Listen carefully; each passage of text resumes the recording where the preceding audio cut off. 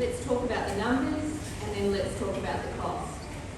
Gender-based violence costs Australia $26 billion a year. Gender financial abuse is estimated to cost us $10.9 billion a year, with $5.7 billion of that cost borne directly by victims. Sexual harassment is being costed at $3.8 billion a year, and the gender pay gap represents $51.8 billion a year. And these are just the costs we can model and extrapolate based on what we can see and confidently measure about how women and men are moving through this gendered world. But there are costs to business too. Boards with single gender directorships were 37% more likely to fail during COVID, and family and domestic violence is estimated to cost businesses $1.9 billion a year. And on the positive side, there's also a numbers story in the prize of achieving gender equality. If women's workforce participation rate matched that of men's, we would increase GDP by $353 billion by 2050. If we reached 40-40-20 representation across Australian industries, we could close the gender pay gap by a third.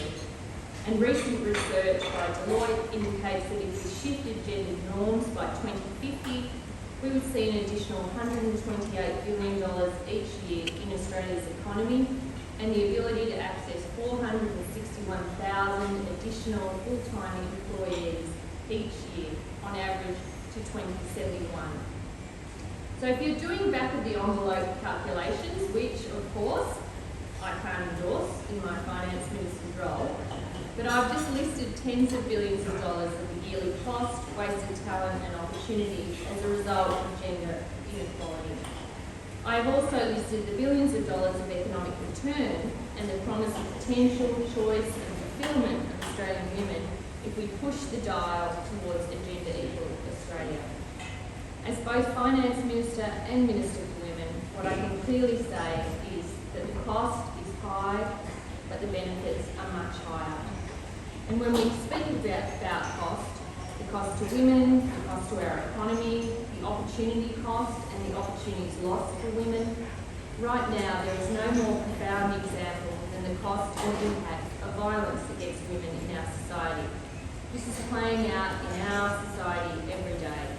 We've all heard the shocking statistics that one woman dies every 10 days in Australia at the hands of her former or current partner. That means on this metric that before the year is out, over the next 3 weeks, 2 more women will die as a result of domestic violence. Every 2 minutes, police around the nation deal with domestic and family violence matters. On average, that's about 5,000 calls each and every week. For Aboriginal and Torres Strait Islander women, the statistics for violence are even starker. First Nations women are 11 more times more likely to be killed due to family violence than non-Indigenous women. They are also 34 times more likely to be hospitalised as a result of violence. 1 in 3 Australian women over the age of 15 has experienced violence. 1 in 2 women have experienced sexual harassment in their lifetime.